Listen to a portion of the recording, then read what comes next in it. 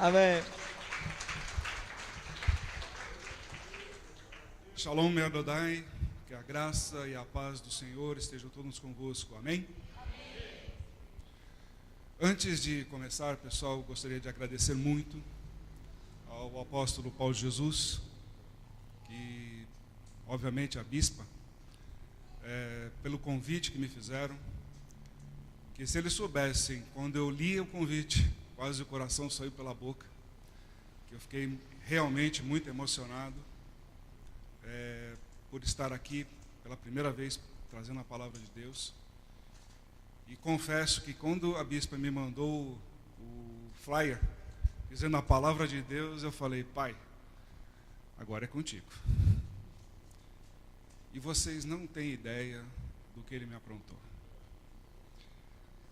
Porque eu pedi para ele uma palavra para trazer aqui para vocês hoje, mas tinha que ser uma palavra especial. E o porquê disso? Poucos de vocês conhecem um pouco da minha história, o Paulo de Jesus conhece um pouco mais. E o carinho que eu tenho pela Makadesh, o carinho que eu tenho, obviamente, por esse casal maravilhoso que lidera vocês, que traz para vocês o ensinamento. Hoje eu fico triste por não ver a presença, obviamente, dele aqui. Mas fico alegre por saber que pela bispa ele está presente, porque são apenas um na própria carne, não é isso? Assim nos ensina a palavra. E eu gosto muito de vir aqui e aprender, obviamente, com o Paulo, e cada vez que a gente se encontra, realmente é um profundo ensinamento que eu carrego para a minha vida e procuro aplicar constantemente no meu ministério, na minha vida pessoal. E a palavra que veio para mim hoje, vocês já conhecem, já vieram outras pessoas que eu já sei, ou mesmo outros ministros que vocês passaram, outras igrejas já ministraram sobre esse mesmo tema. Porém, Deus me colocou de uma forma tão diferente que hoje, realmente, eu posso dizer e agradecer demais à comunidade Makadesh pelo ensinamento que o Senhor me colocou e que eu vou compartilhar com vocês. Porque, como eu me afastei há um tempo atrás de tudo, devido a alguns problemas, inclusive ministeriais, de relacionamento, uma série de coisas, que o Paulo sabe muito bem. E ele perguntou: o que você vai fazer isso? Eu falei assim: ordem do Senhor. E eu aproveitei essa reclusão e fui para o deserto. E aí me veio muitos ensinamentos, muito estudo, e realmente me debrucei demais em cima de todos os ensinamentos que Deus tinha para me passar. Eu sei que ainda tem muito mais ainda, e vou aproveitar por isso. E através disso, com a palavra de hoje, começou a fazer sentido uma série de coisas que eu vim estudando e buscava uma chave. E essa chave foi me dada. E a chave realmente é a chave de Davi. E eu vou passar para vocês hoje. Primeiro eu vou fazer uma oração, me permitam até falar algumas palavras em hebraico, porque eu venho estudando em cima de hebraico, em cima disso, para entendimento melhor, e vou trazer para vocês algumas coisas que estão dentro da Bíblia, e vocês vão entender um pouco melhor dos seus sentidos. E procurarei transmitir da melhor maneira possível, espero, obviamente, que Deus me capacite cada vez mais para poder dar a tradução correta daquilo que Ele quer tocar no coração de vocês. Baruch atah Adonai Eloheinu melech haolam. Bendito sejas tu, eterno nosso Deus, Rei do Universo, que acolhestes os bons profetas e que quiseste suas palavras ditas verdadeiramente. Benditos sejam os teus mandamentos, teu filho e servo Jesus, e seus ministros e discípulos, que na verdade e em verdade divulgam a vossa verdade e justiça. Senhor, meu Deus e meu Pai, em nome do Senhor Jesus, te peço hoje uma bênção especial para cada ministro que pertence a Makadesh. Seja ele presente hoje aqui nessa casa, ou seja ele no seu lar, cumprindo algum outro tipo de missão. E também ao corpo de Cristo, que hoje se faz presente, que o Senhor coloque no coração de cada um o devido preparo para que se torne o portador da tua voz, o teu evangelista, o teu ministro, com a palavra de hoje, que eles vão entender realmente tudo aquilo que o Senhor tem para passar. Amém? O texto, baseado em cima mais ou menos do que foi colocado aqui, no ano de 2013 para Macadesh, atravessar o Rio Jordão. Quis Deus me colocar na terça-feira a passagem de Mateus capítulo 8, onde Jesus acalma a tempestade atravessando o barquinho. Eu perguntei: Senhor, eu já preguei sobre isso, vamos pregar de novo? Ficou a dúvida, mas falei: tá bom, começa a me preparar para isso. Na quarta-feira, ele me apresenta Marcos, capítulo 4, a mesma passagem. Na quinta-feira, Lucas, capítulo 8, a mesma passagem. Aí parei e falei: tem algo a mais que o Senhor quer que eu possa passar e ter entendimento para poder divulgar. E realmente, essa foi a grande chave. O mais estranho é que é um verso muito pequeno. Para um contexto bíblico, se a gente começar a analisar friamente essa passagem, ela é muito pequena. Jesus entra no barco com seus discípulos, cai no sono e daqui a pouco está dormindo. Aí vem a tempestade, fica todo mundo desesperado com aquela tempestade, vai acordar Jesus para dizer que estava a tempestade para salvar ele, porque estão com medo de morrer. Jesus vai, repreende a tempestade, acalma tudo, e todo mundo pergunta: quem é esse cara? Aí que começou o grande segredo. Deus me colocou a seguinte situação: vocês conseguem visualizar entrando num barco, enfrentando a tempestade, sabendo que Jesus está lá? E vence a tempestade, ele acalma, e está tudo certo do outro lado, e todo mundo continua do mesmo jeito. Pelo contrário, talvez seja uma das palavras de maior exortação que existe para a mudança, para a restauração do reino de Deus na terra. É justamente essa daí.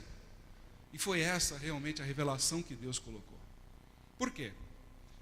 Temos que analisar nesses 3 evangelhos, que os 3 contêm o mesmo texto, a mesma didática, a mesma situação, as 3 situações que ocorrem antes de começar a travessia. Se vocês pegarem cada capítulo desses, vocês vão ver lá, Mateus capítulo 8, de 23 a 27, de Marcos de 4 a 35 a 41, Lucas de 8, de 22 a 25, que antes de começar a navegar, Jesus faz 3 coisas diferentes. Em Mateus, ele é indagado por um escriba, ou seja, uma pessoa que entende da lei, como é que faz para segui-lo. E ele repreende o escriba na sua forma, porque ele deveria saber, como conhecedor da lei. Depois, em seguida, ele coloca uma outra pessoa que é discípulo dele também: Senhor, quero te seguir, mas deixa eu enterrar primeiro meu pai. Todo mundo conhece disso, e ele fala: os mortos que enterrem os mortos. Nesse ponto ele está fazendo uma alusão ao profeta Elias, quando ele vai consagrar o profeta Eliseu. Quando ele estava lá com o arado, quando ele pede para justamente se despedir dos pais, aquela coisa toda, ele fala assim: vamos embora, tem muita coisa para fazer. Ele joga a capa em cima de Eliseu e vamos embora. Jesus quis se referenciar justamente a isso. E aí que começam as situações. Só que o mais interessante começa em Marcos, que antes da passagem, como ele sempre fazia com os discípulos, ele ensina a parábola do grão da mostarda, que todo mundo aqui já conhece. É o menor dos grãos, aquela coisa toda que a gente já sabe. Como um estudioso das chamadas Agadás, que é o nome hebraico para parábola, aí teve um grande ensinamento. Nessa parábola da mostarda, do grão de mostarda, Jesus fala muito da semente. E a semente não é o grão da mostarda, propriamente dito, que a gente está querendo falar. Jesus foi uma pessoa, digamos assim, do meu modo pessoal de ver, o ser humano mais inteligente, mais capacitado, isso falando como homem, mas que já passou nesse universo aqui, desse mundo. Porque realmente o que ele ensinava através dessas parábolas para os seus discípulos e depois explicava cada uma delas, é uma fonte inesgotável de conhecimento. E o que ele queria dizer com aquela semente na parábola da mostarda? Ele estava dizendo o seguinte, ele fez alusão a Deuteronômio, capítulo 7, no versículo 7 e 8. Israel é a menor das nações. Quando Deus escolheu o povo hebreu para ser o povo abençoado, ele escolheu no meio dos gigantes o menor que tinha. O menor povo que tinha e mais fraco foi justamente aquele que agradou os olhos dele. Então ele chama a responsabilidade dos seus discípulos para atentar para esse fato. E ao mesmo tempo ele está fazendo uma alusão ao profeta Ezequiel. Quando ele diz no seu capítulo 17, assim diz Deus, também eu tomarei a ponta de um cedro. Se vocês substituírem o cedro pela mostarda, e a plantarei, do principal dos seus ramos cortarei o renovo, mais tenro, e o plantarei sobre um monte alto e sublime, no monte alto de Israel, e plantarei e produzirá ramos, dará frutos e se fará cedro excelente. Debaixo dele habitarão animais de toda sorte, e à sombra de seus ramos se aninharão aves de toda a espécie. É o mesmo fim da parábola da mostarda. Simplesmente Jesus mudou o contexto, porque todo mundo já sabia o que era. Mas para aqueles que já andavam com ele na fé, no conhecimento, então ele mudou simplesmente o plano verde, digamos assim. Em vez de ser o cedro, vai ser a mostarda. Porque a mostarda a gente sabe que não é o menor grão. Existem grãos menores.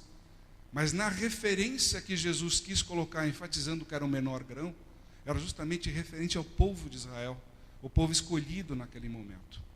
E assim ele foi se desenvolvendo para que, dando ensinamento aos seus discípulos, entrasse no barco. Após se despedir, ele entrou no barco com seus discípulos, já cansado de toda a situação que ele vinha passando fisicamente, ele resolveu adormecer. Aí fico imaginando eu, como seria acordar Jesus de um solavanco só, pedindo para ele acalmar a tempestade, o pau quebrando, água para tudo quanto era lado, aquelas pessoas que você colocou como discípulo, ensinou, todos desesperados, numa confusão tremenda e dependendo simplesmente do mover dele. Jesus, naquele momento, diz a Bíblia que ele repreendeu a tempestade. Repreender uma tempestade, se a gente parar para pensar, nós não estamos simplesmente falando para uma tempestade para. Quem já viu uma tempestade de verdade aqui, sabe que aquilo liga do céu à terra. E sobe da terra para o céu. Parece que aquilo se torna uma coisa só. Quando Jesus faz esse tipo de alusão, ele está dando ensinamento aos seus discípulos. E aonde ele está dando a referência? Ele está voltando ao Deuteronômio, capítulo 32. Quando Moisés chega a recitar: inclinai os ouvidos aos céus, e falarei.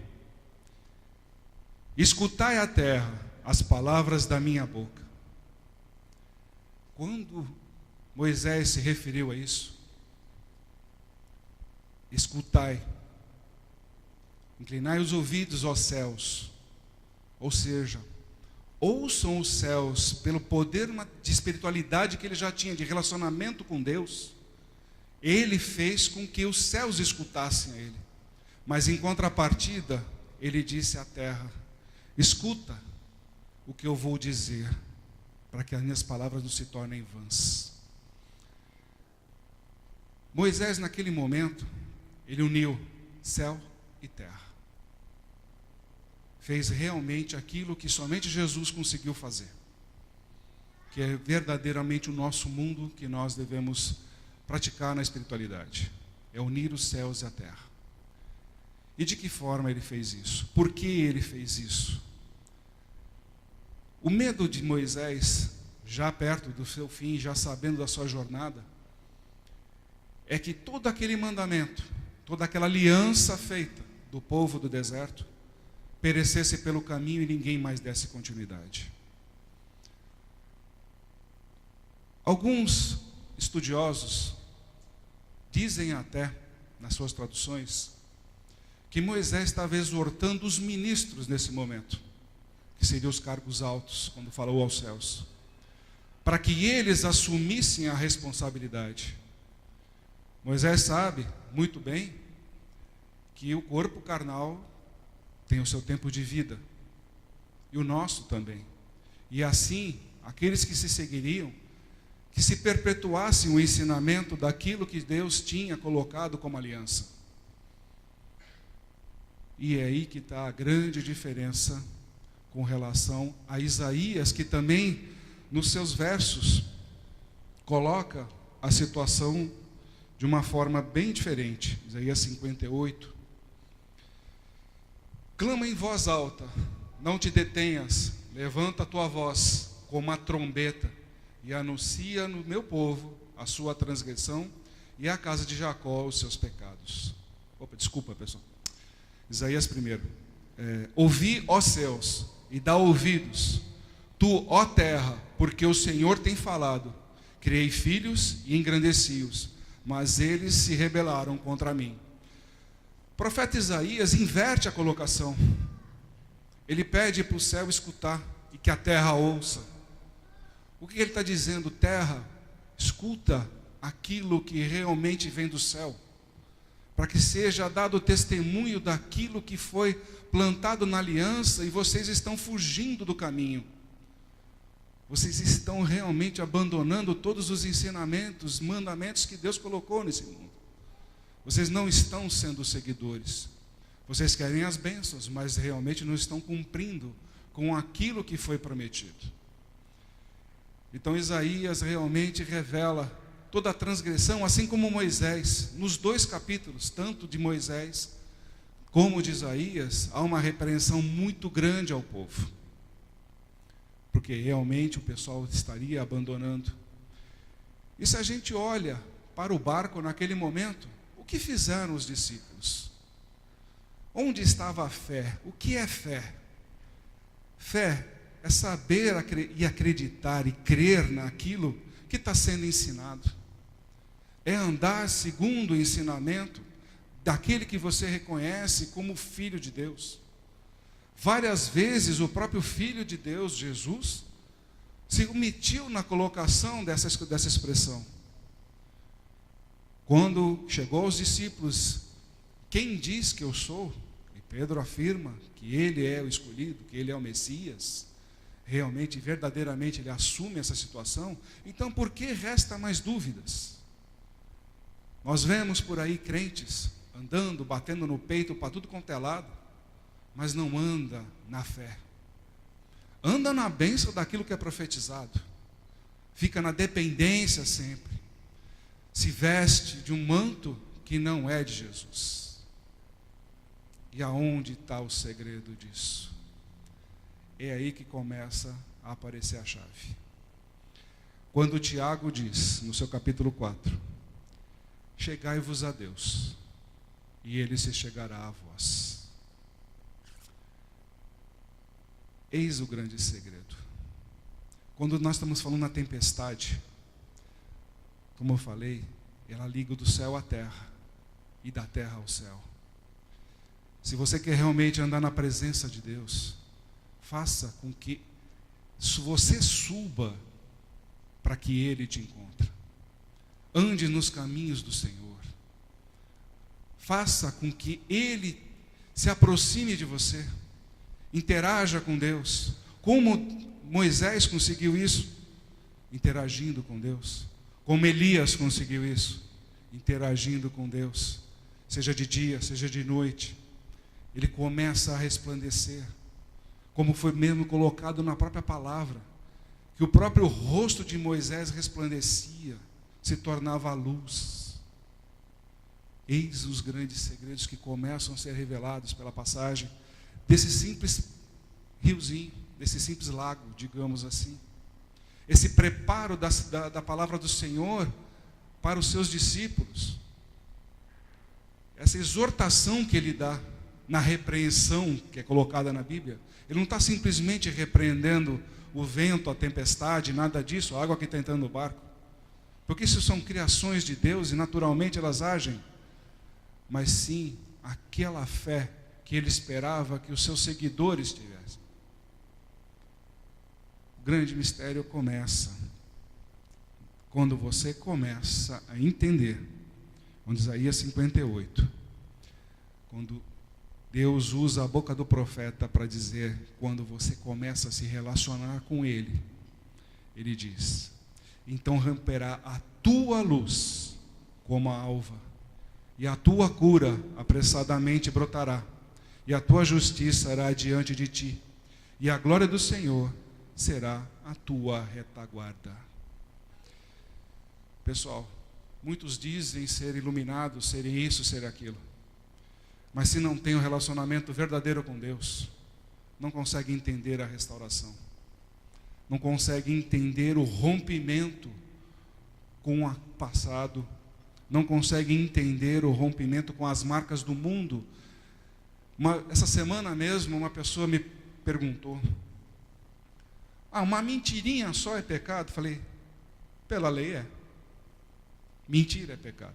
Mas uma pequenininha, do mesmo jeito. Não existe pecadão ou picadinho, existe pecado. A Bíblia não determina maior ou menor, existe pecado, ponto. Não cumprir o mandamento de Deus. E ela perguntou, então como é que eu devo fazer? Eu falei assim, viva você na mentira, na verdade de Deus. Mas e o mundo? O mundo aprende com você. Quando você realmente anda no plano de Deus, e você quer viver o mundo de Deus, tudo aquilo que o mundo faz, você transforma. Por isso que Ele nos capacita. Por isso que Ele nos dá os dons. E são diversos, pessoal. Não é só curar, só falar em línguas, ou fazer outras coisas mais, não, pessoal. Como está lá em Coríntios, não é só isso, não. Há diversos dons, e Ele nos capacita isso para que nós dominemos o mundo, não o mundo a nós. Vejo pessoas, quando estamos ministrando por aí, que chegam, eu não consigo. Cara, já começou a derrotado. Já começou o problema aí.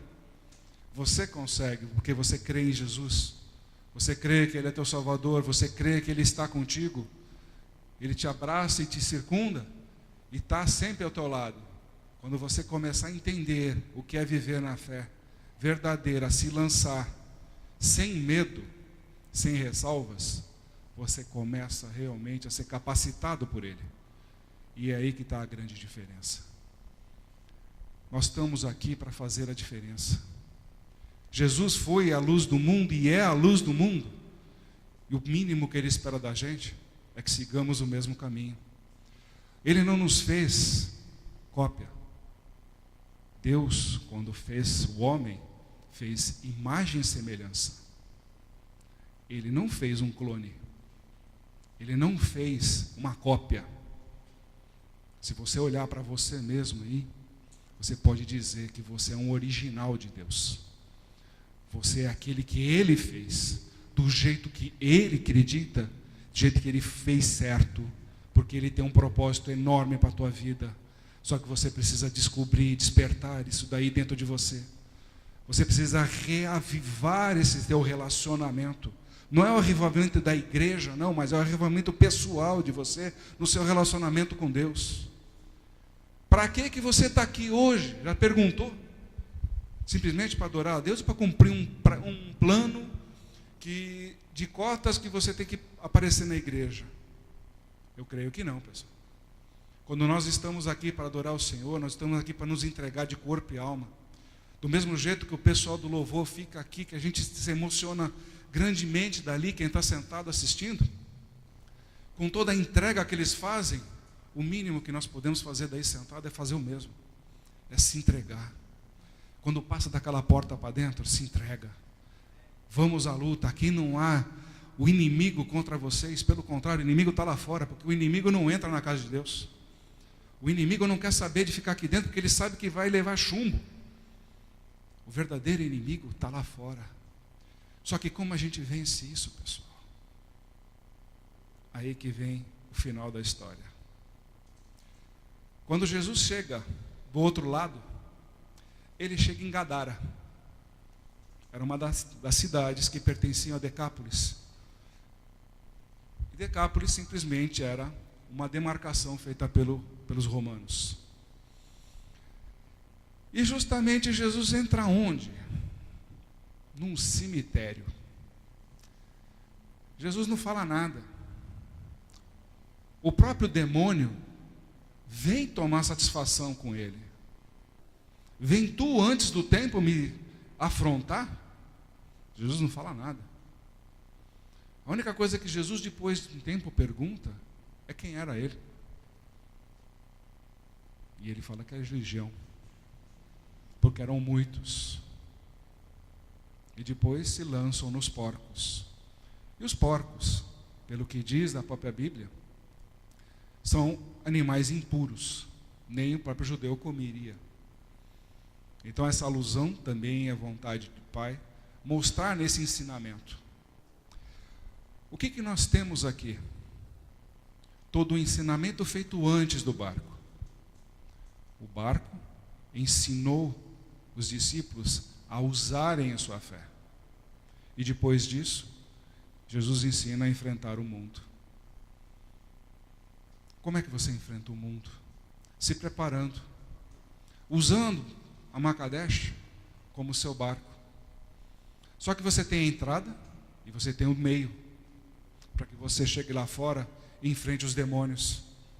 O demônio não é aquele que se manifesta não só, pessoal. O demônio está na vontade das pessoas e não fazer nada. De ficar criticando, de perdendo tempo com aquilo que não presta. De não crescendo, não enaltecendo a palavra de Deus.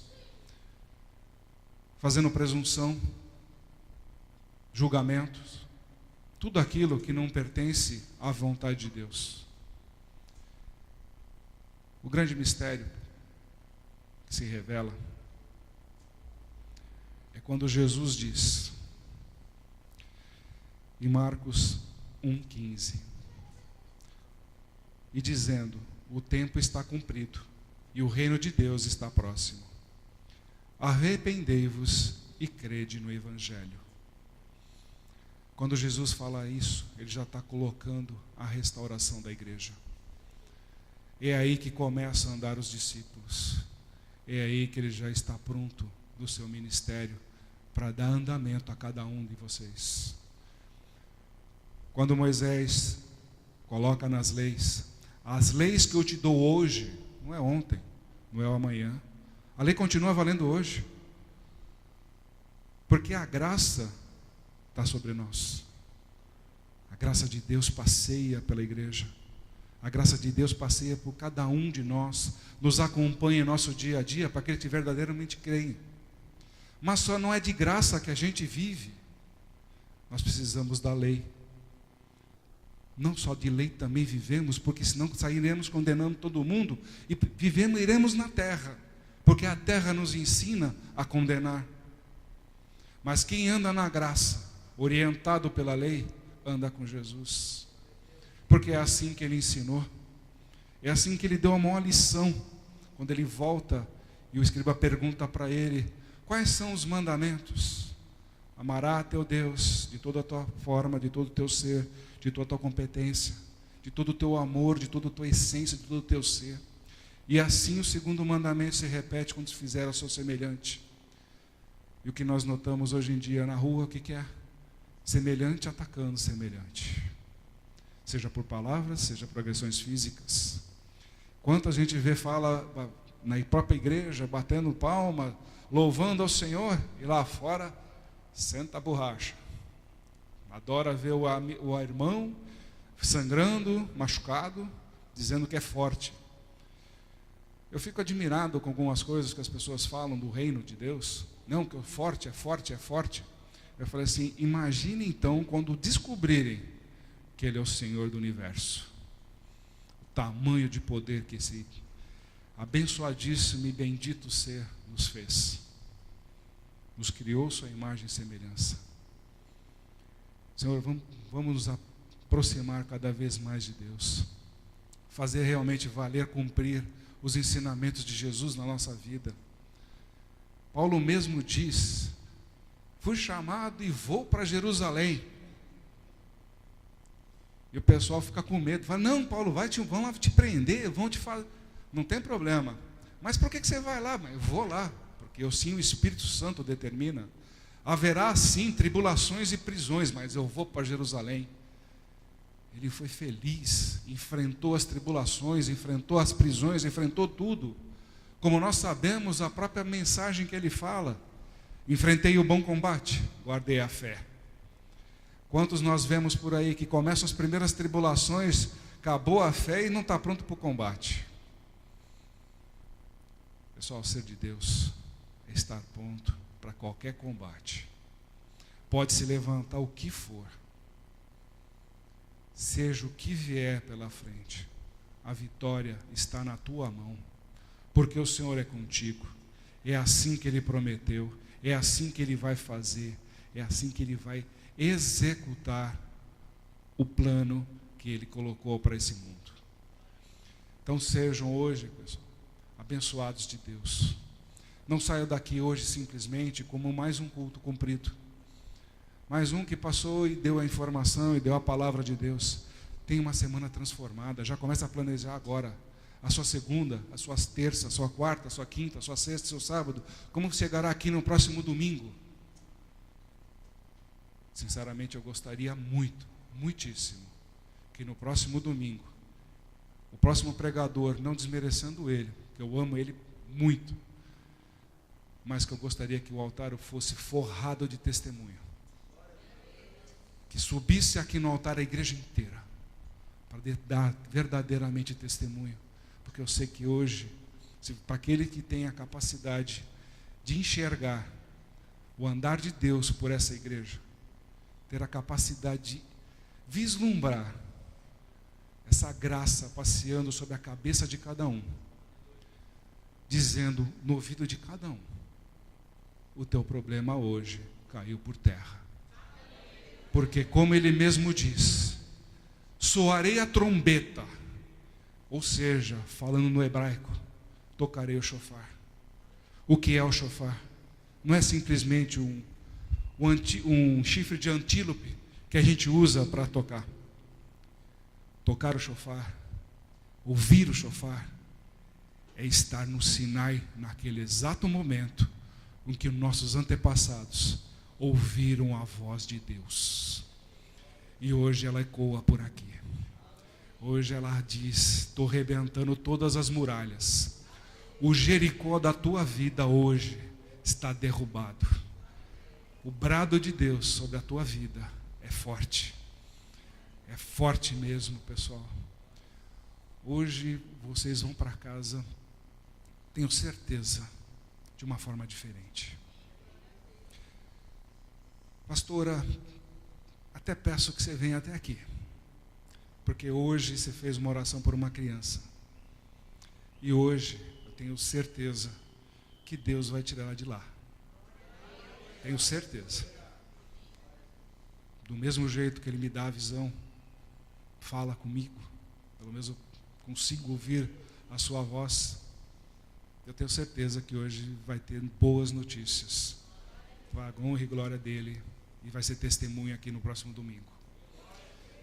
Do mesmo jeito que as pessoas estão sendo assistidas naquele assistente de moto também, Deus está presente também lá. Eu sei que tem pessoas aqui que estão N problemas de saúde, que às vezes tem vergonha até de falar. Mas Deus tem uma coisa séria para você hoje. Se por um simples momento, se coloque assim. Aquela mulher que jorrava fluxo, se por um simples momento ela creu que simplesmente tocando na orla do manto dele, ela seria curada. Então ouse hoje, você que tem essa doença, ouse hoje tocar na tua fé e crer que Deus vai te curar. Ouse, seja ousado hoje, seja o guerreiro de Deus. O próprio pastor falou aqui, o nosso Senhor dos exércitos, Ele é o nosso Senhor. Os nossos exércitos são anjos deles, que eles acampam ao nosso redor, que nós pedimos todas as vezes, para que o Senhor nos honre e nos capacite, e que Ele nos acampe ao lado, nos acompanhando tanto na saída como na entrada. E ao sairmos daqui hoje, enfrentaremos sim as tribulações, para entrarmos na nossa casa, para a honra e glória dEle, protegidos e salvos, como Ele mesmo promete. Existe muito mais a ser dito. Espero que, numa outra oportunidade, Deus possa me usar para revelar mais sobre essas saídas e entradas, como assim Ele mesmo coloca. E é muito forte sobre isso, porque a gente primeiro sai de uma situação para entrar em outra. Garanto que a maioria aqui, quando se converteu, estava numa situação que você teve que sair para entrar nessa situação de viver na plenitude da graça de Deus. E a própria Bíblia ensina isso. Uma outra oportunidade eu passo para vocês. Mas hoje Ele quer se ater justamente nesse lago, justamente atravessando o Jordão de vocês. E o porquê que Ele fez a referência justamente nisso? Atravessar um barquinho, ensinar o povo e enfrentar do outro lado um gadareno no cemitério. Que relação nós temos isso aqui? Alguém pega a chave? Não? Olhem bem isso daqui. Quem foi que atravessou o Jordão, pessoal? Josué. Jesus está ensinando isso aqui para a gente. O que é o ensinamento que foi dado antes através das parábolas, e o viver dentro do próprio barco, o povo saindo do Egito, os mandamentos de Deus que foram colocados, os 40 anos do deserto, a vivência do ensinamento e a experiência dentro do barco. E o que é o gadareno? O que aconteceu com Josué e Caleb quando chegaram na terra prometida? Não tiveram que lutar? Expulsar aqueles que estavam realmente lá vivendo, adorando imagens, profanando aquilo que não agradava ao Senhor, e tiveram que lutar bravamente? Não houve o toque do shofar para derrubar Jericó? A terra prometida não foi de graça, foi com luta. Mas Deus deu a terra prometida às 12 tribos de Israel. E hoje Ele diz isso a você: a terra prometida já está traçada para vocês. A Makadesh está sendo o barquinho de vocês. Quando vocês chegarem na terra prometida, onde não haverá mais necessidade de ministros, não haverá mais a necessidade de pastores, de obreiros, de diáconos, de presbíteros. Sim, haverá sim a necessidade de vocês. Como vocês enfrentarão as batalhas? Como vocês enfrentarão aquilo que tem para vir na terra prometida e tomar posse daquilo que Deus prometeu para vocês? Jesus, sem fazer força, a luz dele brilhou e expulsou os gadarenos de lá. Tudo aquilo que não prestava foi embora. Josué e Caleb fizeram a mesma coisa. Expulsaram e tomaram posse. Tome posse hoje da tua bênção.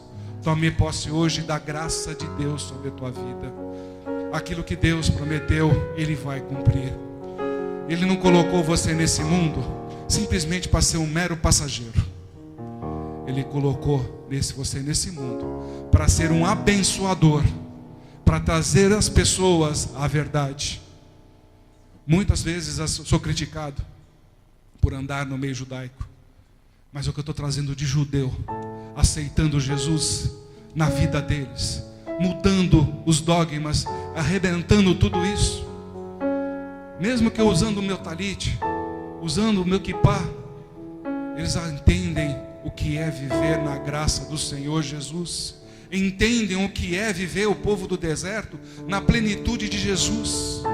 Todos os ensinamentos que foram passados pelo nosso Pai, que tanto Jesus nos ensina na oração que Ele faz, quando Ele diz: Pai nosso, que estais no céu, santificado seja o teu nome, venha a nós o teu reino, seja feita a tua vontade, ou seja, a tua lei, assim na terra, como é feita aí no céu.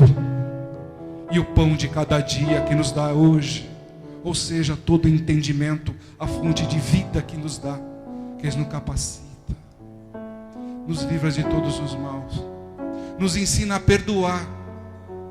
Tudo isso foi o que Jesus fez. E é esse o grande ensinamento do relacionamento com Deus. É a simples oração que sabiamente o Filho dele nos capacitou a orar todos os dias, reconhecendo a autoridade do Pai sobre o Filho, e ensinando que o Filho vive no Pai. Quantos de vocês hoje vivem em Jesus? E quantos de Jesus, quanto de Jesus vive em você? Traga isso para a tua vida. Faça esse exercício todos os dias. A própria Bíblia nos ensinou ao povo de Israel a falar o Shema Israel, ou seja, ouve Israel, o Senhor teu Deus é um, soberano sobre tudo. Quando ele ora, quando vai dormir e quando ele acorda, para dar testemunho de que o Senhor é um, e que o Senhor é o único Salvador e realmente verdadeiro, misericordioso, justo com todos aqueles que respeitam e cumprem a vontade dele. Senhor, meu Deus e meu Pai, graças eu te dou e te agradeço por essas tuas palavras, pelo teu amor. Senhor, derrama agora sobre a tua igreja, pela graça consoladora do Espírito Santo, e pelo teu Filho amado, nosso Senhor Jesus Cristo. Te peço, Pai, que capacite cada um dos teus filhos. Derrama agora de teu Espírito Santo sobre cada um deles, meu Pai, para que saiam daqui de uma forma nova, de uma forma tremenda, de uma forma diferente, onde se cumpra realmente a restauração da tua igreja no dia de hoje. Que não saia daqui uma palavra vazia, mas saia daqui frutos que frutifiquem e que deem semente, que enchem os teus celeiros a 30, 60, 100% vezes mais, porque assim tu determinaste que há divergências, sim, que nas diferenças é que nós nos tornaremos o um, que se chama Deus. Amém.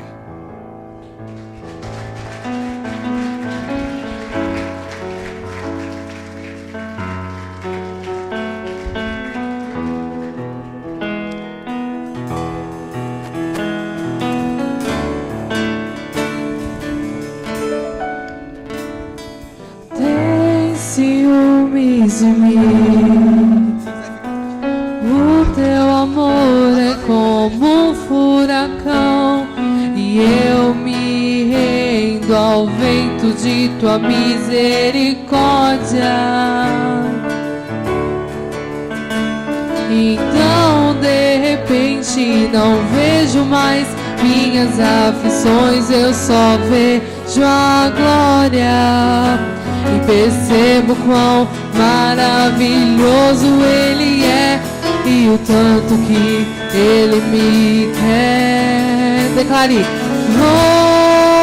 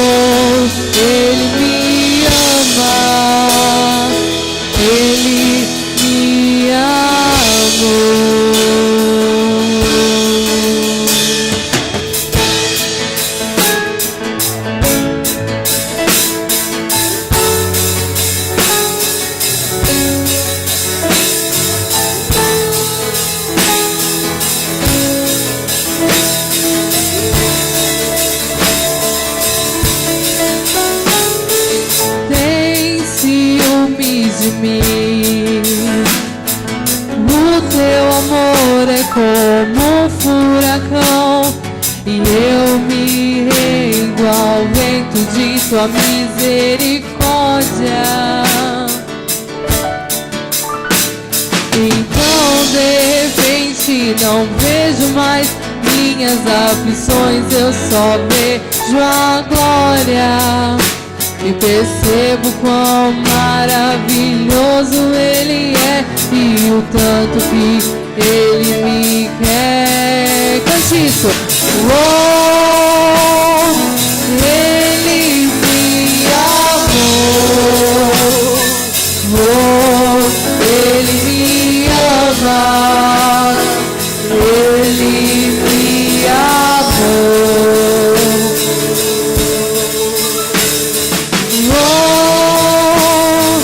Ele me amou, Ele me ama.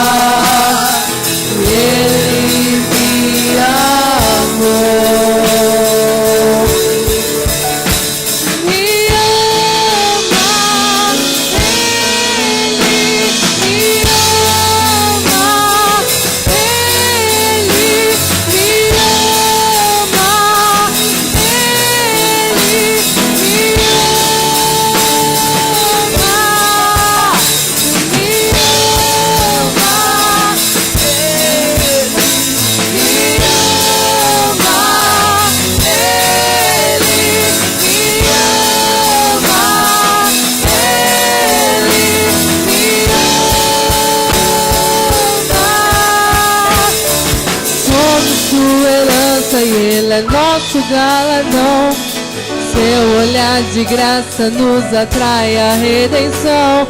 Se a graça é como um oceano, estamos afogando.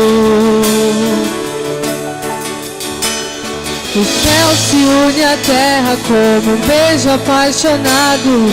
Meu coração dispara em meu peito acelerado.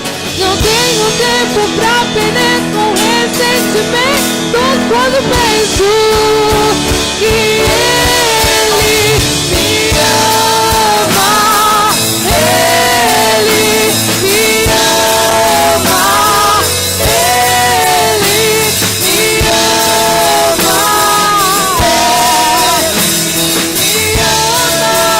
ama,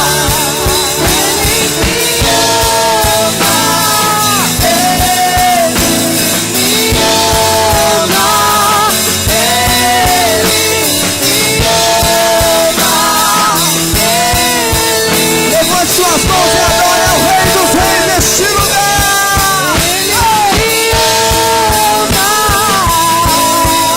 Ele me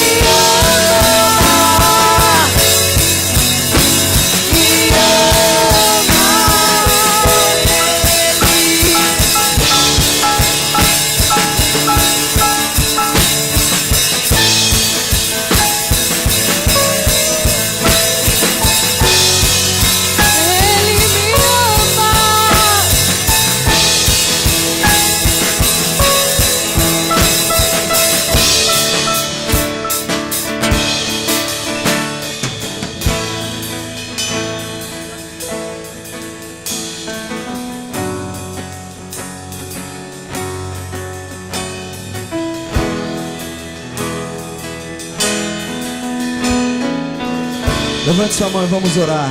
Vamos agradecer a Deus por esse tempo maravilhoso, essa palavra maravilhosa do trono do Pai para as nossas vidas. Apóstolo Paulo. Senhor, meu Deus e meu Pai, humildemente te peço, meu Pai, que tua graça, tua honra esteja presente, não só apenas no dia de hoje, mas por todos os dias de vida desse teu povo aqui acolhido, Senhor.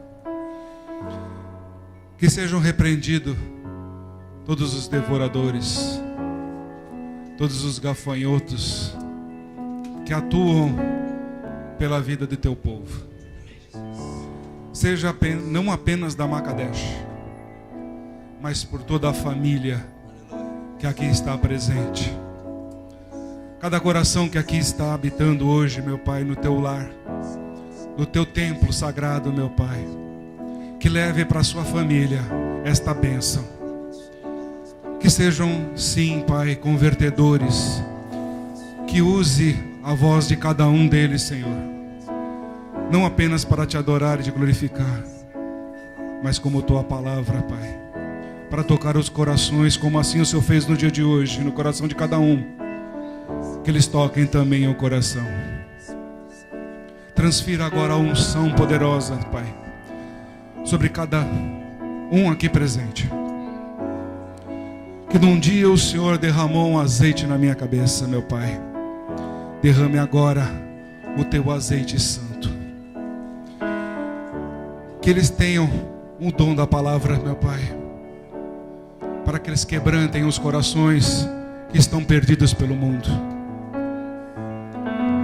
Que eles possam trazer aqui para Makadesh, para que aprenderem, serem ensinados, serem feitos ministros do teu reino, Pai. Que eles tenham discernimento da tua palavra.